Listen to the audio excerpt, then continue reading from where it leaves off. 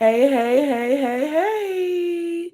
Good morning. This is the ministry moment with Minister Deon Mose. And I'm so happy that you are here with me today. I'm happy that you've been rolling with me, rocking with me, sending me messages, emails, text messages, just talking about some of the things that you want to talk about, and talking about some of the things that are necessary in ministry, for ministry, through ministry, things that are topics that we don't always talk about. So I'm really happy that you're here with me today, and that you all who have been hanging with me have been hanging with me today and days prior. I want to get into a subject that is really near and dear to my heart, and it's about finding balance. Finding balance. I'm going to let you see that again.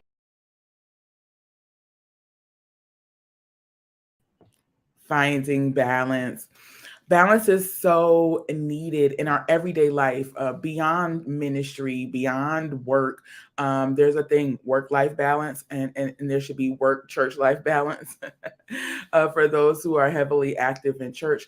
But work life balance is important, and work church life balance is extremely important. We don't want to be on one side of the spectrum, or one side of one end of a thing, and not put energy into other things. So I'm really grateful for this topic, and how it has helped me throughout my life to find balance. Most of you already know I live next to the church my entire life. You know, my growing up life, my childhood was next to the church. Living next to the church, there is an expectation of the person living next to the church, the person children living next to the church. There's an expectation, so there was always an expectation, and most of you already know I was a rebel. So I was going to do what I wanted to do. Lord, I thank you for grabbing a hold of me and getting me right. But I was going to do what I wanted to do because I felt that there needed to be a balance. And not specifically a balance in my household, because my mother was extremely balanced in how she handled home, as well as how she handled the church. So there wasn't a balance that was needed because she was lacking, but the balance was there, was needed because we were living next to the church, and there wasn't but so many things that I was going to be able to do living next to the church. I mean, if we just keep it real. So I started to realize that finding balance is really a thing by looking at my own home situation, as well as looking at most of the churches and the ministries that I was a part of, or we had been in fellowship with. I just noticed how there was such an emphasis on church, and on coming to church, but the balance of life, other than a convocation, a convention, or a conference. I was noticing a lot of people did not have any balance. They didn't go on vacations. It's kind of a mute thing. So today I just wanted to talk about finding balance and why it's so important. If you want to reach people, we have to be balanced people. We need to show that you can have God in your life, but you can have fun. My parents came from an age where my mom wasn't even allowed to go to a football game, uh, to now where games and movies and everything else is what we do. Other than the pandemic stopping us, it's what we do. Going out is what we do. Having fun is what we do. So finding that balance is really important. You're able to reach people when you're balanced because you're a little more cultured, and you understand the society, where society is and where society is going. I mean, you also understand how to you come into an understanding of how to really implement or share the gospel in your day to day. So finding balance is really, really important. One of the major things that I really loved about my mom and her finding balance was how she put home first. Home is and was her first ministry. There was no way that she was going to go cook for the church and not cook for us, her family. There was no way that she was going to put work in at the church and not put work in at home. There was no way that she was going to make sure that every program at the church had what it needed and not make sure that her children had what they needed, or not make sure we did our homework, and not make sure, she was going to the parent teacher nights. Those things are important. You can't go to a prayer meeting and not go to a parent teacher night for your child. You need to know what's going on with your kids. I mean, my brother, rest his soul, but my brother was a way better student in a way. He was way better than I was. I probably would have had my mom at that school almost every other day had she not really made home her first ministry. I have always been very opinionated. I have always been very bold. I have always walked and strutted and stomped and done my own thing to my own beat. It's just always been me. And those of you who know me know that. So my mother really had to get a hold of that, and that I was my mother's prayer partner, because she had to be on her knees dealing with me as her child. And I'm okay with that, and she's okay with it. But home being your first ministry, you're able to see that. She was able to see, listen, my daughter needs a little bit of extra help over here in this area, because if not, she's going to get so wild, which I'm not sure if that stopped me or not, but she's going to get so wild to where the future that she has will never manifest if I don't stop what's happening here. So she had to have an eye on what was going on at home, right? So home being your first ministry, if you can minister at home, then the people in your household will respect you, and they can follow the gospel because you live it and you lead it. So I was able, and I have been able, to follow my mother. My mother can tell me something right now, and I am going to respect it. I'm going to honor it. I might not like it, but I'm going to respect it. I'm going to honor it, because I know that, one, it comes from a pure place. Two, it comes from someone who has stayed with the Lord and who talks to God frequently, very often.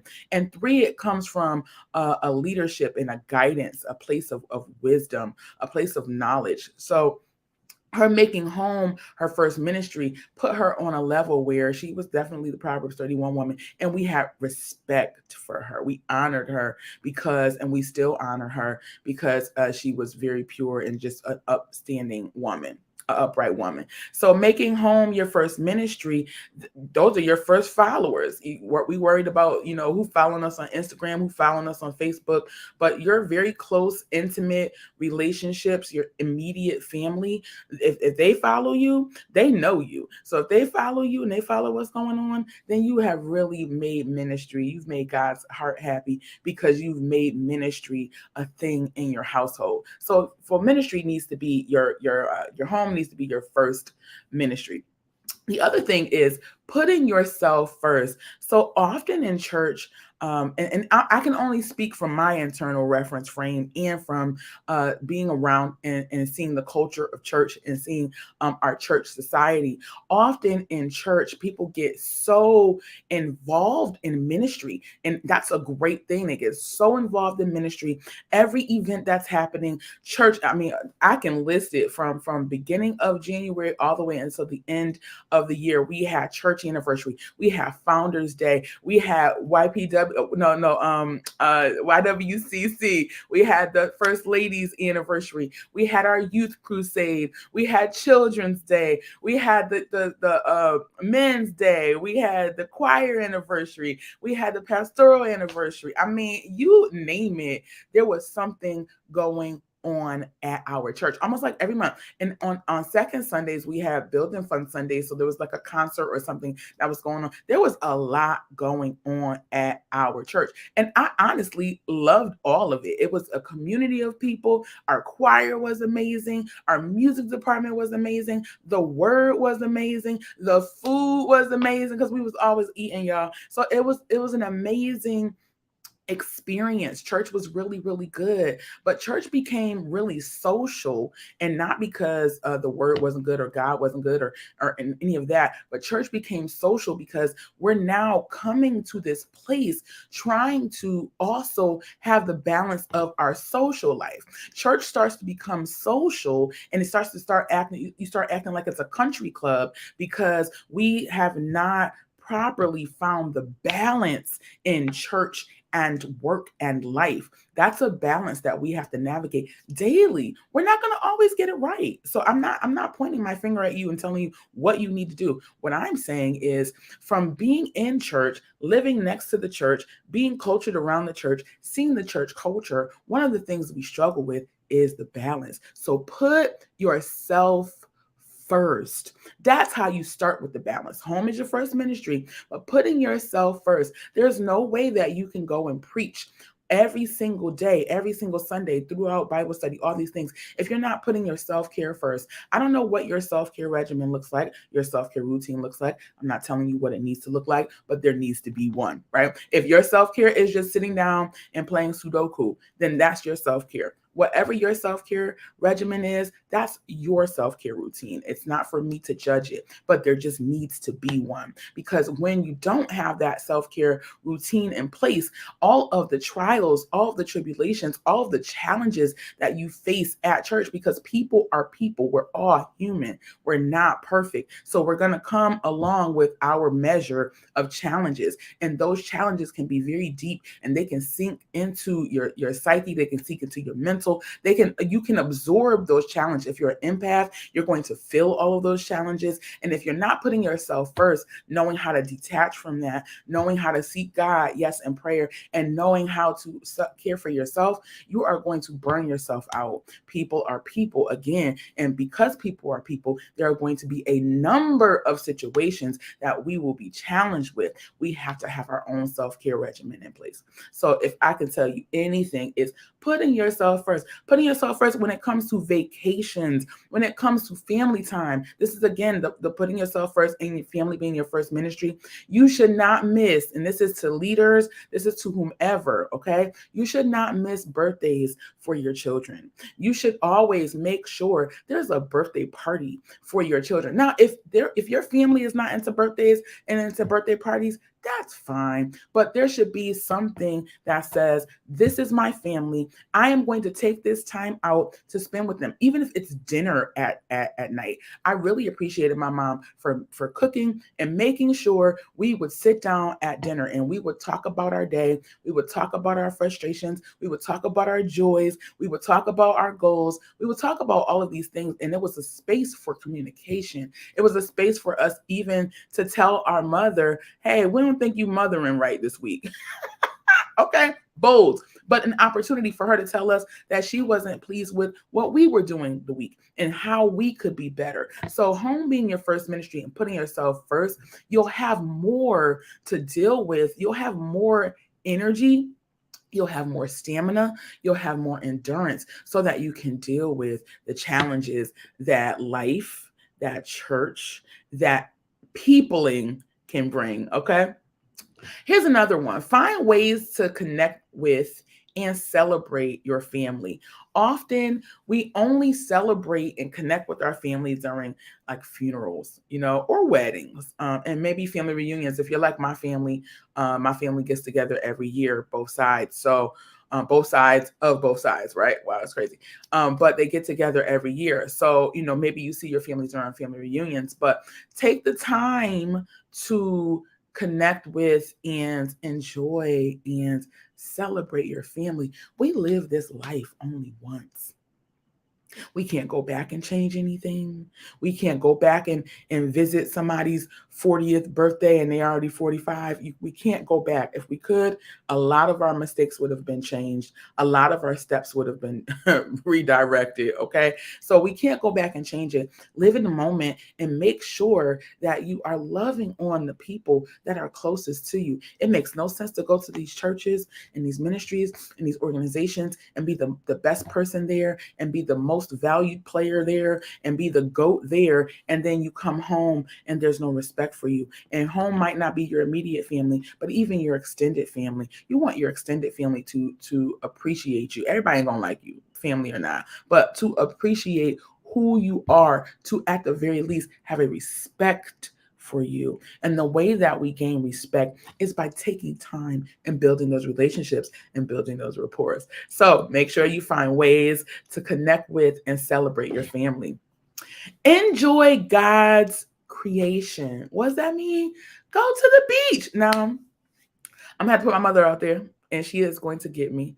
But my mom is one of those beach people who she's going to the beach with some stockings on. I'm not going to the beach with stockings on. Okay, I'm not. Mm-mm. But that's her. That's her. That's her day. That's what she does. Whatever. Enjoy God's creation. Go to the beach. Go somewhere and just still away and be quiet and enjoy what God has created. Enjoy what God has given us on this earth. Enjoy it. It's yours to have. It's yours to experience. So don't jip yourself of the experience of enjoying God's creation. God is so amazing. He is so great. And he does not just get us cars and houses and land and jobs and careers. He's not just the God of provision for those things, but he provides time for us in our schedule, if we listen, to just enjoy his earth, enjoy his creation, enjoy the air, breathe it in. Stop being so busy all the time to where you can't even enjoy that. Breathe it in. Let me just tell you something. The church is going to be there, and you can do work and be balanced as well. You can be faithful and be balanced as well. My grandfather has a mural in his church above the musicians department, and it says, "Be thou faithful unto death." I totally believe that that is a core value. Be thy faithful unto death in everything. Be faithful to God. Be faithful to whatever you put your hands to. Be faithful. But with faithfulness, find balance. We are finding balance. Find balance so that you're not going crazy. Find balance so that when someone comes to you, you can speak to them without bleeding on them your issues. Find balance so that you can deal with the church, you can deal with your family, you can deal with yourself, you can deal with work, you can deal with everything in a balanced way, in an even way. You're not so tense, you're not so stressed, you're not. When you find balance, then you are able to deal with things in a better way. Who better than to tell you than me? I've had to find balance. I'm not going to be at every service. I'm not coming to every worship experience. I'm not. God is not going to kill me off because I've missed 2 Sundays out of the 52. He's not going to do that. He's not that kind of a God. He's not going to be upset with me because I have not come to church and I've gone out into the community to serve my community. He's not going to be upset with me. People might be upset with me, but God is not going to be upset with me. Find a balance in your life. Don't be all of one thing and not finding balance in the other areas. Find balance. Finding balance is going to be the very thing that allows you to enjoy this life. God did not put us here to only serve. We are to serve and worship him. We are to serve his people, but he also put us here to enjoy his creation. So enjoy God's creation. Enjoy what he has created. Enjoy what he has made for us to enjoy. So enjoy it. We're finding balance. I'm glad that you've taken this moment to hang out with me, to chill with me with the ministry moment. The ministry moment has many things about ministry, about who we are in ministry, about what we expect in ministry. So the ministry moment is a number of things, but today we wanted to focus in on finding balance. It's nice outside and the weather is breaking. I mean, it should have already broke, but it's breaking and we are grateful. The weather is breaking. Go and enjoy it. Like I said, get to the beach, go to the pools, go out to here. I'm not sponsoring anybody, and I'm not a brand ambassador for anyone, and I'm not. But what I would say is go out and find fun places, water parks, all time rides. If you're not an amusement park, then go see the city. There's a number of things that are happening in a number of cities. Go to a city. Me and one of my homegirls right now are about to start city hopping. Go to cities that you've never been to before. Go to cities where you want to be wowed. Taste the food. See what the attractions are. Go to different cities. Find something that works for you, that does it for you, that you can look forward to, so that you don't feel bad about balance. Because being in church your whole life, or being in church and working, sometimes balance seems like a bad word. And balance is not a bad word. Balance is a good word, so that you can enjoy the life that God has given to you. I absolutely love you. I am so glad that you've come and hung out with me during the ministry moment today. Stay tuned. Make sure you follow us on YouTube at Connect TV Media. That's right. Go follow us and on YouTube at Connect TV Media. I love you all. I always have loved you all. I will continue loving you all. And I am so glad that you're on this ride with me as we develop and we evolve at Connect TV. Love you much. Remember, find your balance.